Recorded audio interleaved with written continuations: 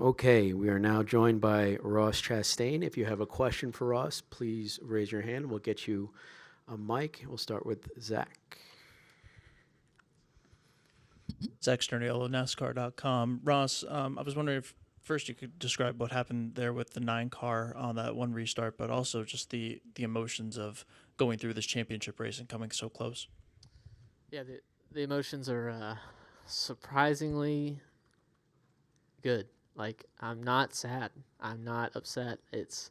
I honestly thought when we started the playoffs that if we made it, as I go through different scenarios, and I do think about what I'm going to think about ahead of time and think about what my thoughts are going to be and what I want them to be, and then I try to evaluate as I go. And I thought if I, like this scenario, if I lost by a little bit, that I would be really upset, and I'm not. Like, I'm so proud and so happy to give our first shot at these playoffs and at racing in the Cup Series with Trackhouse, and we just ran second. And Mr. Penske's group had us covered all day, and Joey was the best car until the final run, and we had a real shot to race with him. But we didn't have the balance in our car and the grip in our car all day to be that way. So I'm proud of the effort we kept. Nobody got upset. Nobody got flustered. We just kept working on our car all day. And with the 9, I feel like I got position on him to the left side in the dog leg, and he turned left. Go to Holly. Hi, Russ. Holly Kane with the NASCAR Wire Service. Could you say that you're not necessarily super disappointed because you take a lot of positive out of this, but how close did you feel that you were going to be? Did you know at some point this just isn't in the cards for us today, or were you feeling like, even towards the very end of the race that you were going to have something for them? I never believed that we were out of it. We started 25th and drove to the top 10 quickly, top 15 quickly, and then top 10, and kind of raced around there, fought the balance of our car, and knew that if we got it right, we were going to have a shot. And on the final pit stop, we got it right. It fired off the best, together with a good pit stop, together with a good restart, with a good however many laps we made to the end there, and that was the best we were. And that's what makes me so happy, is that we can just keep fighting, and no one's ever upset. We keep our world small. We all do our jobs, and everybody at Trackhouse just put forth their best effort throughout the season, and we ended as strong as I've ever seen us. And everybody stepped it up in the sport, in the playoffs, here at the end, and we did the same thing. And I'm proud of that. Go to Matt and Jerry and Lee. Matt Weaver, Racing America. Man, you've been on a journey this year, right? Like the highs and lows, and there's been moments where people have been critical, said you shouldn't do this, you're great for doing this. Then you have what happens at Martinsville, you come here and race for a championship. Looking back on the entire season, is there anything that you wish you could have done differently? Oh, we're going to be here a while, Matt. My gosh. Yeah, just learning to race with these guys, okay? Our cars were so fast this year. They were faster than I've ever had in the Cup Series by far. And I wanted to take every opportunity, every half of a car width, and take it and take the air. And then when I wasn't quite as good this year, I'd block them and just keep my position waiting on the next pit stop. And there's a lot in this Cup Series that I've ran for Premium, and then for Spire, and for CGR, and now Trackhouse. And as I've progressed through those teams and gotten closer to the front, it's different way, even though I was on track, of the way the guys operate, and learning to coexist with them is something that I wished I would have had a better understanding of, or been more open-minded. I knew it. People had told me, and drivers had came to me in the past and tried to tell me, but I was just when I have an opportunity, I'm going to take it always. And not that I'm going to back down, but there's just it makes it a whole lot easier whenever these guys were coexisting with each other. And I wish I would have opened my mind to that a little earlier, instead of waiting so long. And then yesterday you mentioned kind of embracing the fear of can you be a Cup Series driver, and the timing of that. Were you ever afraid that maybe you couldn't cut it as a top-tier Cup Series guy? And now that you've gotten to this point, has this been kind of a validation that yes, I can be.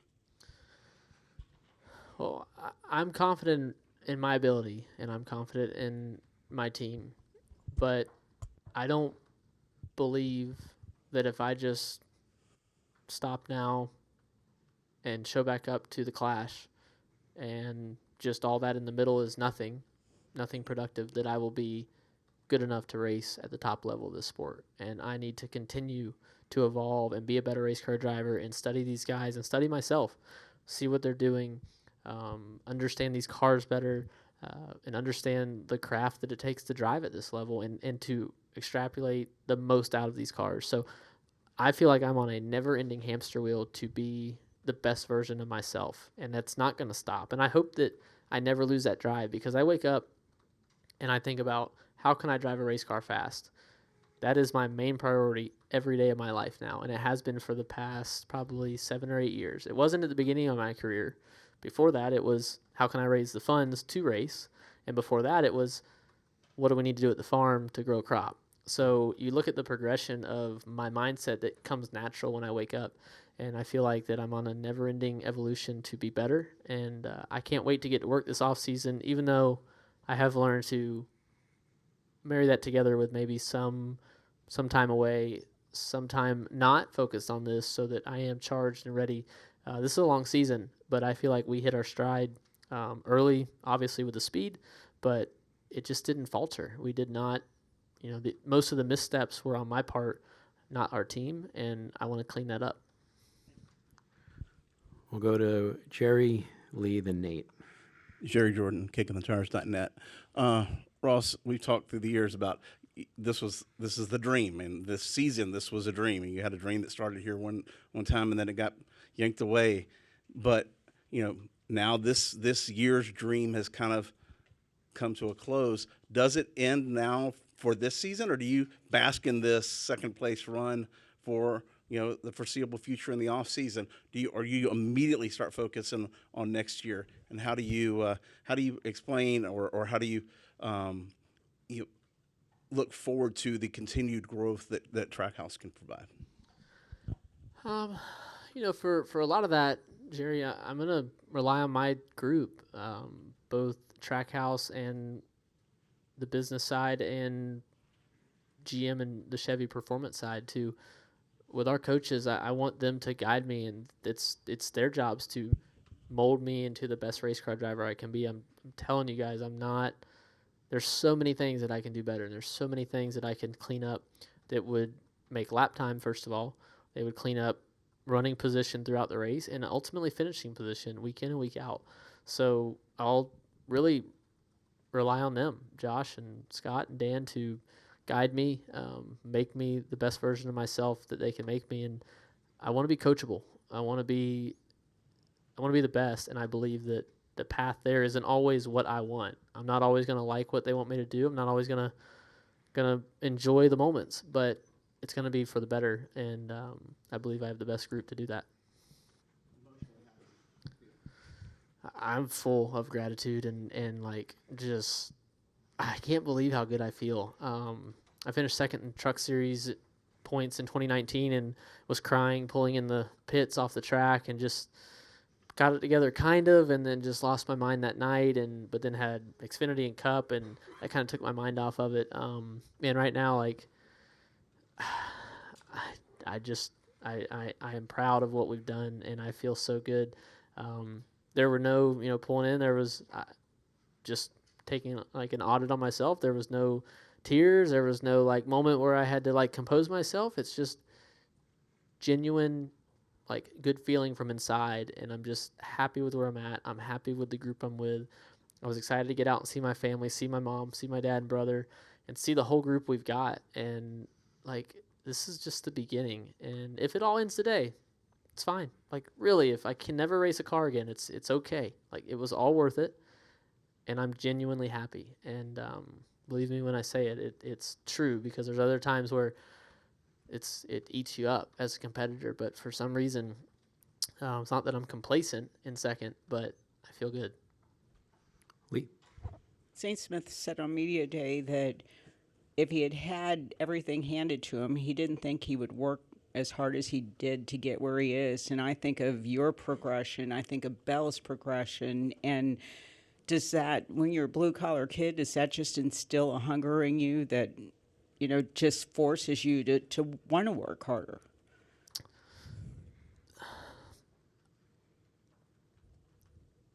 It's tough to say because I can't speak for anybody else, but I can say that Zane, I walked out and just watched some of his championship celebration, took some pictures, just standing out there by myself just to be happy for him and just watch it and soak it in myself, to watch him soak it all in. And we were texting this morning and just love that guy and so proud of what he's been able to do. But, for me, look, I don't feel like that I would be here if I didn't have a lot of people do a lot of things for me. I didn't just win races in a local short track and make a name, like get here on my own. I had so many people put funds towards me, put rides, put their name out there to get me a ride, like to go to a team owner and vouch for me. And I feel as privileged coming up as any other kid or guy or girl that has a direct family tie to a team.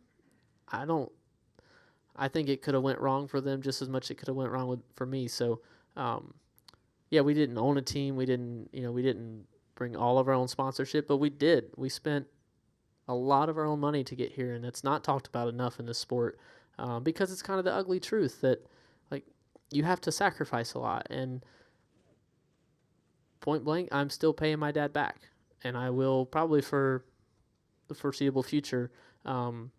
He sacrificed so much to put me in race cars coming up through the ranks, and then went out to his people that he knew and that our family knew, and we leveraged a lot of relationships.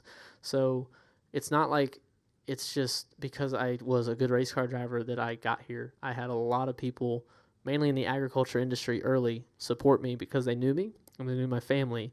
And so I'm forever grateful for that. And that's why y'all will always hear about watermelons. You will always hear about agriculture, because without that and without our family farming ever, but watermelons the last 8 generations, I'm not able to put funds towards racing early in my career up at these top 3 levels to get in cars. And there's always somebody with more money.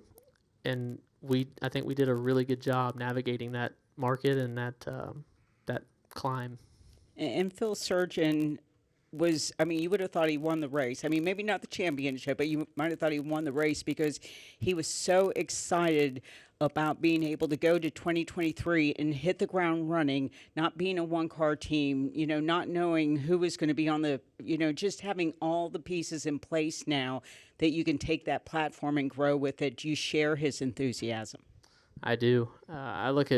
We pulled on the back stretch, 20th in points last year with the 42, had a cooler full of beverages, and, walked away not knowing what the future was. We knew that Monday morning, we were walking in with new ownership and Chip and Doug Ducart and so many people that we had bet on being there for a long time in that 42 car, where it was their time to step away. And there was a lot of unknowns. And, to look back and think we ran 13th in this race, I believe, and 20th in driver points, to come back and run 3rd today and 2nd in the spring and fight for a championship. It's we're only going to get better. I think that's what makes our group so good, is that with this new car, we thought there's so many ways we could be better with this car, and the buy-in from everybody through our 150 people is the key to that.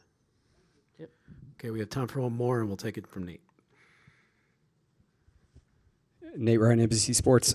So, Ross, after a week of speculation and conjecture about anybody would try to replicate your Martinsville move over these 3 races, nobody did it, including you. Your teammate told us yesterday that he tried it in a simulator and said it wouldn't work. Did you give any thought to maybe trying it, being, 2 spots back and 1.2 seconds behind? I did not. With 5 to go, I looked over at it going into turn 3, and I knew Daniel had tried it and other guys, and I just didn't think that it worked. I thought that the Martinsville scenario was the perfect scenario for it, and my gut told me to do it Martinsville, and my gut told me not to do it here. So ultimately that's all I can do. And yeah, I don't think it's. I mean, everybody thought everybody would be doing it here, and they think that they're going to do it there. Look, it's scary as heck to commit to that and to put your car and your body through that. It was the longest wreck of my life. Like it was a successful wreck for a long time through the corner. So I'm glad that NASCAR, dug their heels in a bit this weekend and said, look, we're not going to overreact to this. We're going to just let it play out. And we'll continue to talk about in the off season, even though there was a lot of push for a rule today. And I'm super proud of the group at NASCAR and everybody in charge for taking charge and making their own decision and not letting the pressure of the driver group, steer them too far. They took a big leap of faith with this car. The France family in NASCAR did. Obviously, I'm really thankful for that because it put Trackhouse into existence and it gave us kind of the reason that we've been able to be successful. And I think that, as we keep going and the sport evolves, it's important for them to, they run the show, and sometimes they need to, I'm like, you tell us what to do, you tell us what the rule book is, and then let us go race. And that's what makes NASCAR so great, I think. Well, thank you, Ross. Appreciate the time post-race here, and congrats on a great season. Thank y'all.